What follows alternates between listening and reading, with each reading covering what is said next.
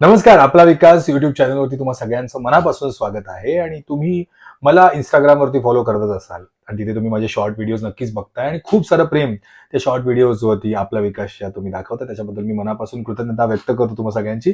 आणि आपला विकास युट्यूब चॅनलवरती सुद्धा काही ना काहीतरी नवीन काहीतरी तुम्हाला देण्याचा प्रयत्न नक्कीच मी करणार आहे इथून पुढे. सो आज एका टॉपिकवरती आपण बोलणार आहोत आणि तो टॉपिक आपल्या नॉर्मल रुटीनच्या, जसं मी व्हिडिओजमधनं तुम्हाला शॉर्ट व्हिडिओजमधनं मी तुम्हाला काही ना काहीतरी तुमच्या मनातल्या भावना व्यक्त करण्यासाठी मदत करतो. तर तसंच इथे थोडंसं ब्रीफमध्ये सांगण्याचा प्रयत्न करणार आहे. आणि काय असतं की आपण खूपदा असं असतं की आपल्याला वाटत एक असतं आणि समोरच्यापर्यंत ते सांगायचं म्हटल्यावरती त्याला शब्दात कसं मांडायचं हे कळत नाही. खूप लोकांना जमत सुद्धा नाही. मला तर असं वाटतं की ज्या लोकांना आपल्या भावना, आपल्या मनातल्या गोष्टी शब्दामध्ये समोरच्यापर्यंत पोहोचवता येतात, त्याच्यासारखा सुखी माणूस जगात कोण नाही. कारण मला वाटतं की तुम्हाला काय त्रास होतो किंवा तुम्हाला काय फील होतं हे जर तुम्ही शब्दात मांडू शकलात तर अर्धा प्रॉब्लेम तिथेच सॉल्व्ह होतो. लोकांचा प्रॉब्लेम हा आहे की समोरच्याला सांगताच येत नाही की काय वाटतंय, काय होतंय किंवा मला काय हवंय. दोन गोष्टी असतात. जो व्यक्ती बोलणारा असतो त्याला असं वाटत असतं की मी जर बोललो तर समोरचा जायचा काहीतरी वेगळाच अर्थ काढेल, हे एक असतं. किंवा बऱ्याचदा बोलायचं एक असतं आणि जमत नाही त्याच्यामुळे दुसरंच काहीतरी बोललं जातं आणि समोरचा माणूस अजून दुखावला जातो आणि वाद होतो. सो वादच नको म्हणून न बोलणारे किंवा बोलताना तिसरंच काहीतरी बोलणारे किंवा नच म्हणजे बोलायचंच नाही, मनातच ठेवायचं. आणि मग ह्या सगळ्याचा परिणाम काय होतो की आपण स्वतः आहे ना एक अशा अशा विचित्र भावनेत जगत असतो. आपल्याला ना धड काय बरं वाटत नाही. सगळं चांगलं चाललेलं असतं पण मनामध्ये रखरख असते, मनामध्ये काही ना काहीतरी असतं. बरेचदा असंही होतं की आपण खूप वेळेला दुसऱ्याचा विचार करत असतो की त्याला काय वाटतं, त्याला काय हवंय, त्याला काय पाहिजे वगैरे वगैरे. पण याच्यामध्ये कुठेतरी आपण स्वतःला विसरलेलो असतो. स्वतःला आपण असं म्हणूया गृहीत धरलेलं असतं. आपण अजिबात स्वतःला किंमत देत नसतो आणि त्याच्यामुळे होतं असं की आपल्याला ना सगळं चांगलं असतं आपल्या आजूबाजूला, आपल्याला आयुष्यात पण काही कमी नसतं. पण एक फिलिंग असते की आपलं काहीतरी काहीतरी मिसिंग आहे, काहीतरी चुकतंय. आणि ही जी भावना आहे, ही स्ट्रॉंग भावना काय येते माहितीये? कारण आपण शक्यतो स्वतःकडे लक्ष देत नसतो. त्यामुळे ना जेव्हा तुम्हाला वाटेल की सगळं व्यवस्थित चाललंय तरी सुद्धा काहीतरी चुकल्यासारखं वाटतंय, तर लक्षात घ्यायचं की आपण कदाचित स्वतःकडे लक्ष द्यायला विसरतोय. आणि जर आपण स्वतःकडे लक्ष देत नसू तर खरं सांगू तुम्हाला, जगातलं कोणी तुम्हाला किंमत देणार नाही. कारण स्वतःची किंमत आपण आधी स्वतः केली पाहिजे. सेल्फ रिस्पेक्ट खूप महत्वाचं आहे, जो लोक खूप इझिली बाजूला करतात.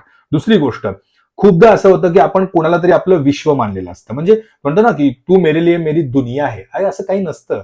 प्रत्येकाचं एक विश्व असावं, प्रत्येकाच्या विश्वामध्ये खूप सारी लोक असतात. पण स्वतःचं आपलं असं एक पर्सनल विश्व सुद्धा असलं पाहिजे. आपल्या आवडीनिवडी, आपले छंद, आपण ठरवलेल्या गोष्टी करण्यासाठी आपला स्पेस, हे खूप गरजेच्या गोष्टी आहेत, ज्याला आजकाल आपण खूप म्हणजे इझिली बाजूला टाकून देतो. दुसरं, आपण शक्य तितक्या पद्धतीनं ना स्वतःला टॉर्चर करत असतो. एक काय करत असतो आपण, एक तर दुसऱ्याला ब्लेम करतो, नाही तर स्वतःला ब्लेम करत असतो की हे सगळं.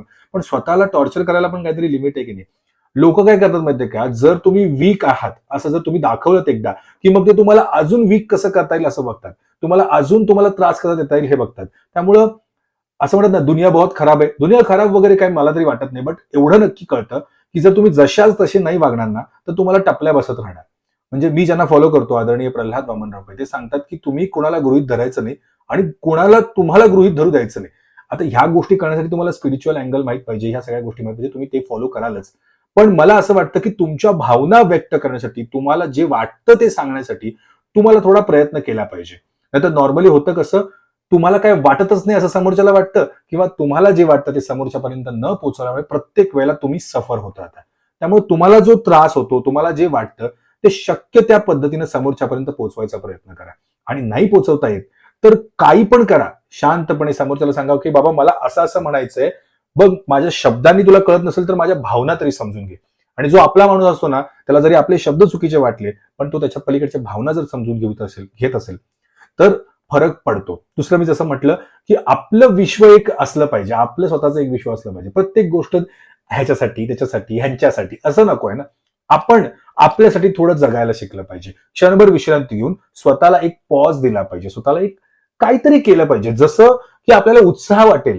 नाहीतर आपण ऍट दी एंड, लास्टला समजा आजचा दिवस आपला संपला, आपण शेवटी विचार करतो की आज दिवसभर केलं काय, आपल्याकडे उत्तरच नसेल, आपल्याला फक्त एवढंच करत असेल की मी याच्यासाठी केलं, त्याच्यासाठी केलं, ते पळलो, हे पळलो. तुझ्यासाठी काय केलंस, स्वतःसाठी काय केलंस? याचा अर्थ मी तुम्हाला सेल्फिश बनायला सांगतोय, स्वार्थी व्हा म्हणतोय, नाही. मला मोस्ट लाईकली तुम्हाला एवढ्याच गोष्टी सांगायच्या आहेत की तुमच्या भावना तुम्हाला शब्दात मांडता आल्या पाहिजेत, एवढं तुम्ही प्रगल्भ व्हायला पाहिजे. दुसरं, घाबरायची गरज नाही. तुमचा माणूस जर तुम्हाला माहिती आहे तुमच्यावरती इतकं प्रेम करतो, तर त्याच्यापुढे बिनधास्त व्यक्त व्हा. व्यक्त न होणं याला शहाणपण म्हणत नाहीत, मनात ठेवणं यालाही शहाणपण म्हणत नाहीत, सगळं काही दुसऱ्यासाठी करत बसणं यालाही शहाणपण म्हणत नाहीत. तुम्ही स्वतःचं पण आयुष्य जगलं पाहिजे, स्वतःचं पण एक विश्व क्रिएट केलं पाहिजे. आणि या सगळ्या गोष्टीचा इम्पॅक्ट जो आहे तो तुमच्या पर्सनॅलिटीवरती पडतो, तुमच्या असण्यावरती पडतो, तुमच्या दिसण्यावरती पडतो, तुमच्या जगण्यावरती पडतो, आणि मग तुम्ही ऍक्च्युअल मध्ये ना जगायला सुरुवात करता. ह्या सगळ्याबरोबर तुम्हाला इतर गोष्टींची पण गरज आहे. तुम्ही बाहेर स्पिरिच्युअल नॉलेज घ्या, तुम्ही बाहेर इतर चांगल्या पॉझिटिव्ह गोष्टी करा, पॉझिटिव्ह लोकांमध्ये फिरा, हे सगळं तुम्हाला माहिती आहे. बट मला एवढंच वाटतं की आपल्या भावनांना दाबून ठेवणं किंवा आपल्या भावनांना व्यक्त न करणं हे फार डेंजरस आहे. इतकं डेंजरस आहे की याच्यासारखं डेंजरस मला वाटतं अणुबॉम्ब पण नसावा. कारण त्या बॉम्बपेक्षा पण भयंकर आतमध्ये ते असं धगधगत राहतं जर भावना आत राहिल्या तर. सो आपला विकास युट्यूब चॅनलच्या माध्यमातून मी तुम्हाला इथून पुढे दर आठवड्याला अशाच काही चांगल्या गोष्टी तुमच्यापर्यंत पोहोचवायचा प्रयत्न करणार आहे. त्यातून कदाचित तुमच्या भावना व्यक्त होतील आणि हा व्हिडिओ तुम्ही त्या माणसापर्यंत पोहोचवू शकाल ज्याला तुम्हाला तुमच्या मनातलं सांगता नाही आलं, पण या व्हिडिओच्या माध्यमातून त्याला तुम्हाला काय वाटतं ते व्यवस्थित सांगता येईल. आणि हा, तुम्ही सुद्धा विचार करायला लागाल की मी माझ्या भावनांना दाबून तर टाकत नाहीये ना, मी माझ्या भावनांना सप्रेस तर करत नाही ना. भावनांना व्यक्त करायला शिका, कारण त्या कुजवण्यासाठी ते काय खत नाहीये. त्यामुळं प्रयत्न करा, जमणार नक्की तुम्हाला. शब्दांमध्ये भावनांना उतरवता आलं पाहिजे. स्वतःचं नुकसान करून घेऊ नका, एवढीच फक्त विनंती आहे. पाहत राहा आपला विकास युट्यूब चॅनल. मस्त मस्त व्हिडिओज येतात. इंस्टाग्रामवरती मला फॉलो करायला विसरू नका. आणि भेटूया पुन्हा पुढच्या व्हिडिओमध्ये. मस्त एखादा छान सारखा कॉन्टेंट घेऊन येतो. नमस्कार.